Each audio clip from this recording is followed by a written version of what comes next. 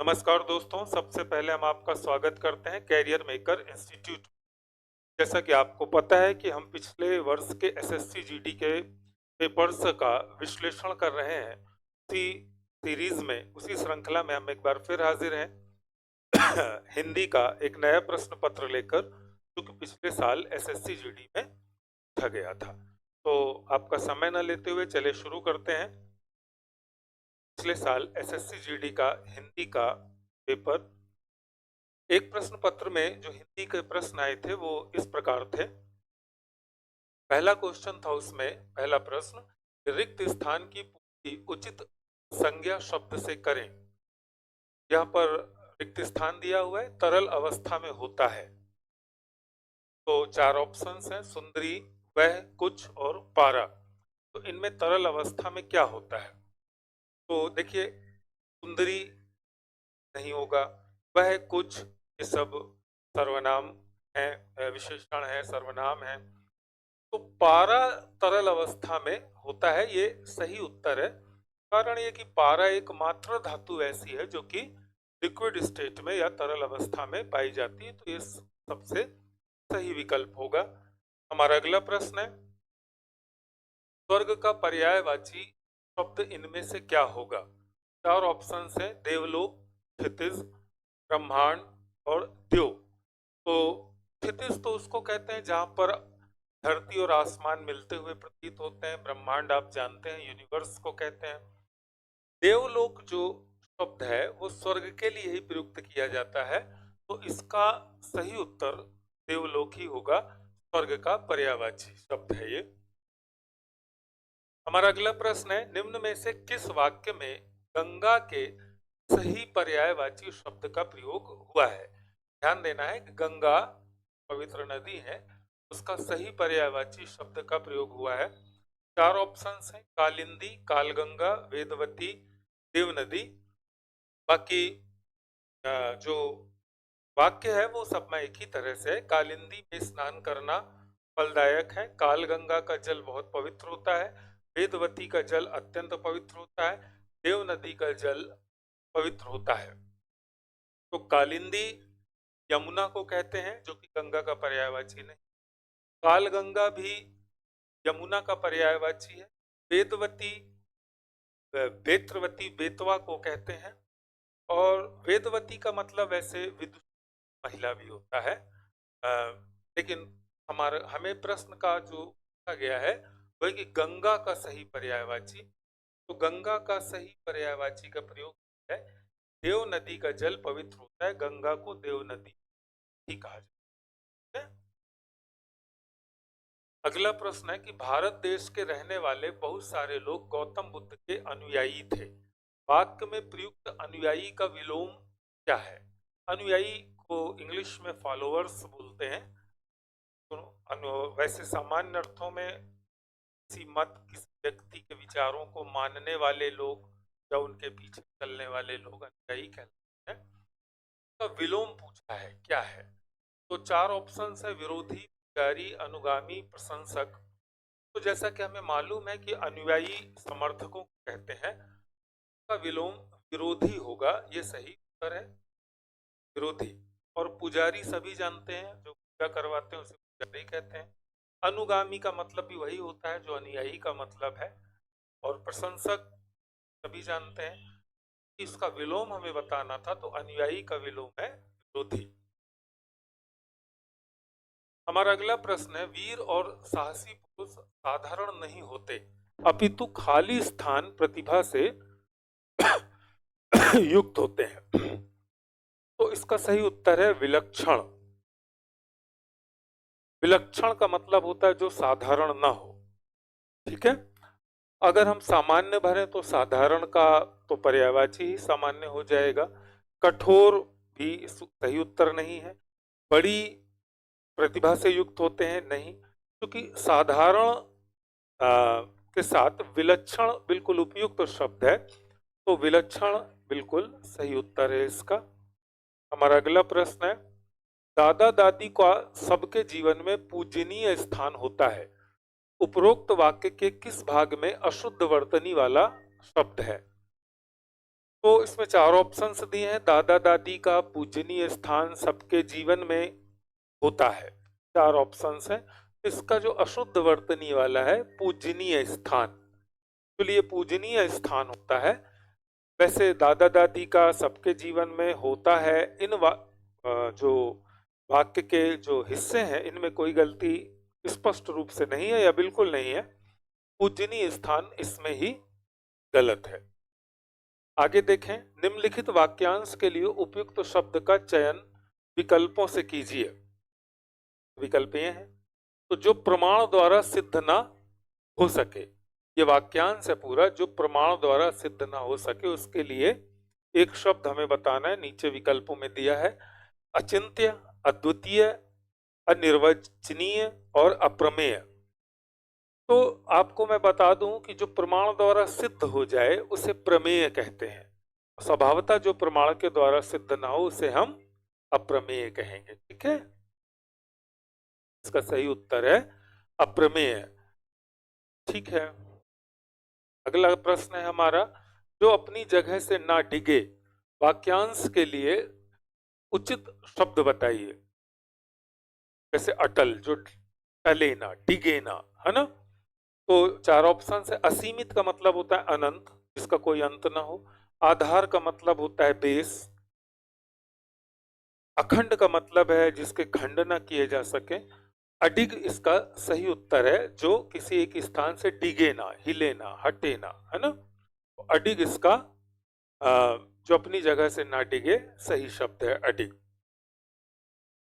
अगला प्रश्न है, निम्नलिखित वाक्यांश के लिए एक सार्थक शब्द चुनिए जिसे पार करना कठिन हो।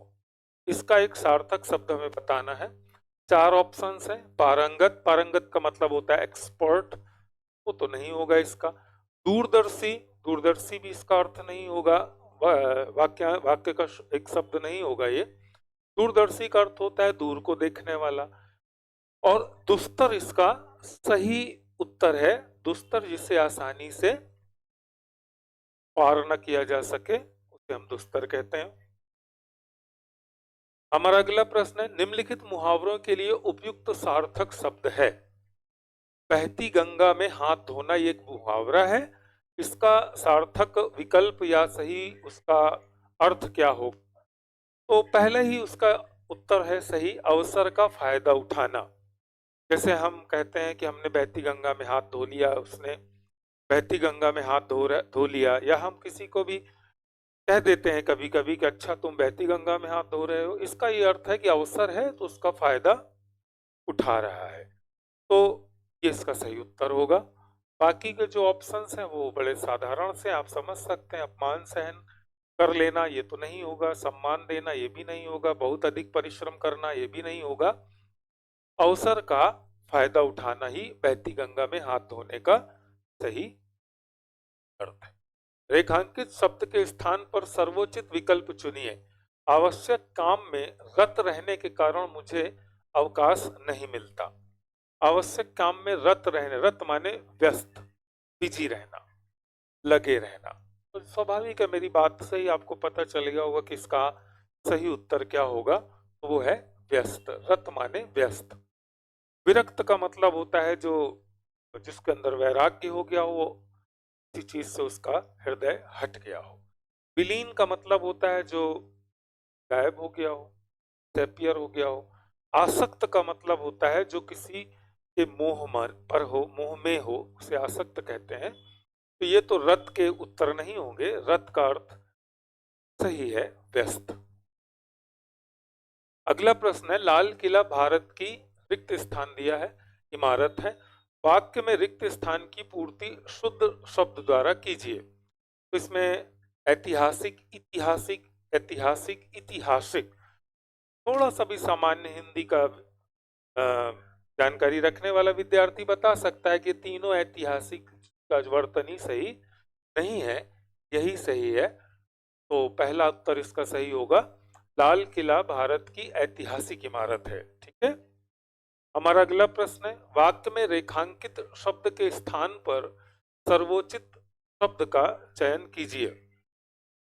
रेखांकित शब्द इसमें दिया नहीं है, मैं भी इसको रेखा कर देता हूं। तो यह है रेखांकित शब्द। प्रत्येक वासी को हिंदी का सामान्य ज्ञान होना चाहिए। तो रेखांकित शब्द है सामान्य ज्ञान, इसकी जगह पर हमको सर्वोचित शब्द का प्रयोग करना है दिए गए विकल्पों में से। तो 4 ऑप्शंस दिए हैं, साहित्यिक, सामाजिक, व्यवहारिक, लौकिक। तो अगर हम करें साहित्यिक तो वो उचित नहीं है, सामाजिक वो भी कम उचित है, व्यवहारिक बिल्कुल सही शब्द है। व्यवहारिक ज्ञान होना चाहिए, किसी भी हिंदी के जानकार को इतनी हिंदी आनी चाहिए कि वह व्यवहार में उस हिंदी का उपयोग कर सके। ठीक है, तो व्यवहारिक इसका सही उत्तर होगा। हमारा अगला प्रश्न देखें, निम्नलिखित में से कौन सा वाक्य संज्ञा के प्रयोग की दृष्टि से शुद्ध है? 4 वाक्य दिए, इनमें से एक वाक्य शुद्ध है, बाकी 3 अशुद्ध है संज्ञा की दृष्टि से। तो बताना है, जैसे पहला है रघुवीर मेरा अग्रज भाई है, तो ये अशुद्ध है। क्यों? अग्रज का मतलब ही होता है बड़ा भाई, तो अग्रज के साथ भाई लगाने की जरूरत नहीं है, तो ये गलत है। रघुवीर मेरा अग्रज बड़ा भाई है, ये भी गलत है, क्योंकि अग्रज का मतलब ही बड़ा भाई होता है, तो अग्रज के साथ बड़ा भाई लगाना उचित नहीं था, तो ये भी नहीं होगा। रघुवीर मेरा अग्रज छोटा भाई है, ये भी गलत है, क्योंकि अग्रज का मतलब बड़ा भाई होता है, छोटा भाई व्यर्थ का प्रयोग है, तो ये भी गलत है। रघुवीर मेरा अग्रज है, ये संज्ञा की दृष्टि से सही वाक्य है, क्योंकि अग्रज का मतलब होता है बड़ा भाई। तो रघुवीर मेरा अग्रज है का अर्थ है रघुवीर मेरा बड़ा भाई है। ठीक है, हमारा अगला प्रश्न है, ऊंट के मुंह में पान भरना रेखांकित वाक्यांश के स्थान पर शुद्ध वाक्यांश होगा। रेखांकित नहीं था, मैंने इसे कर दिया। तो ऊंट के मुंह में पान भरना एक रेखांकित, इसमें पान भरना है, इसकी जगह सही क्या होगा? ये तो हम बचपन से सुनते हैं कि ऊंट के मुंह में जीरा, जो मुहावरा है वो प्रसिद्ध है, पान भरना प्रसिद्ध नहीं है। ये वाला उत्तर सही होगा, चौथा जीरा देना। बाकी नमक देना, धनिया देना, पानी भरना, पान भरना ऊंट के मुंह में, ये सही है। ठीक है, तो जीरा देना उसका सही आंसर है। हमारा अगला प्रश्न है, जो कि हर साल जीडी के पेपर में दिया गया गद्यांश। तो गद्यांश को हमको दिए गए विकल्पों में उसके रिक्त स्थानों को भरना होता है, तो आइए भरें। तो जैसे दिया हुआ है, बाबा जी भी मनुष्य ही थे, अपनी खाली स्थान दूसरे के मुख से सुनने के लिए उनका हृदय अधीर। तो 4 ऑप्शन है, नाम, प्रशंसा, बुराई, निंदा। तो अपनी वस्तु की प्रशंसा, ये सही विकल्प होगा। प्रशंसा, अपनी वस्तु की प्रशंसा दूसरे के मुख से सुनने के लिए उनका हृदय अधीर हो गया। घोड़े को खोलकर बाहर गए, दूसरा रिक्त स्थान आ गया। तो देखते हैं, तो हमने पहले में भरा था मित्रों प्रशंसा। ठीक है, प्रशंसा दूसरे में, प्रशंसा भरा था, दूसरे के मुख से सुनने को उनका हृदय अधीर हो गया। घोड़े को खोलकर बाहर गए, दूसरा घोड़ा वायु वेग से उड़ने लगा। 4 ऑप्शन है, मनुष्य, घोड़ा, बैल, बाबा। तो घोड़ा वायु वेग से उड़ने लगा, खाली स्थान आ गया। चलिए हम तीसरे में देखते हैं। तो पहले में हमने भरा था प्रशंसा, दूसरे के मुख से सुनने के लिए उनका हृदय अधीर हो गया। घोड़े को खोलकर बाहर गए, घोड़ा वायु वेग से उड़ने लगा। उसकी, 4 ऑप्शन है, उसकी, किसकी, मेरी, सबकी। तो उसकी यहां पर आएगा। उसकी चाल देखकर खड़ग सिंह के हृदय पर सांप, फिर खाली स्थान आ गया। चलिए देखते हैं चौथा विकल्प क्या है। तो एक बार हम इसको फिर से फिलअप कर लें। ठीक है, प्रशंसा दूसरे के मुख से सुनने के लिए उनका हृदय अधीर हो गया। घोड़े को खोलकर बाहर गए, घोड़ा वायु वेग से उड़ने लगा। उसकी चाल देखकर खड़ग सिंह के हृदय पर सांप लोट गया। ठीक है, वह डाकू था और जो वस्तु उसे पसंद आ जाए उस पर, पांचवा विकल्प आ गया। चलिए देखते हैं पांचवे में क्या है, एक बार इसको फिर से फिलअप कर लें। ठीक है, प्रशंसा, दूसरे के मुख से सुनने के लिए उनका हृदय अधीर, घोड़े को खोलकर बाहर गए। घोड़ा यहाँ भरा था, यहाँ पर भरा था हमने उसकी, और यहाँ पर भरा था सांप लौट गया। ठीक है, वह डाकू था और जो वस्तु उसे पसंद आ जाए उस पर, चार ऑप्शंस है, वह, हम, मुझे, मैं, वह अपना अधिकार समझता था। ये आपका गद्य भर गया। इतना सरल होता है मित्रों कि आप यूं ही इसे भर सकते हैं, बस एक व्यवहारिक ज्ञान, अगर हिंदी का सामान्य ज्ञान भी हो वो भी। ठीक है, ये कोई बहुत कठिन बात नहीं है। आशा है कि आपको हमारे वीडियो पसंद आते होंगे, और क्या कमी है उसे आप जरूर कमेंट्स में लिखें, और आप किस विषय पर वीडियो चाहते हैं वो भी कमेंट्स पर लिखें। हमारे इस चैनल पर मैथ, रीजनिंग, बायो और जीएस के भी वीडियो हैं, और आपकी उनसे प्रशंसा मिल रही है, इसको देखकर हम अभिभूत हैं। चलिए मिलते हैं एक नए वीडियो के साथ, तब तक के लिए आपसे आज्ञा चाहते हैं। नमस्कार, धन्यवाद।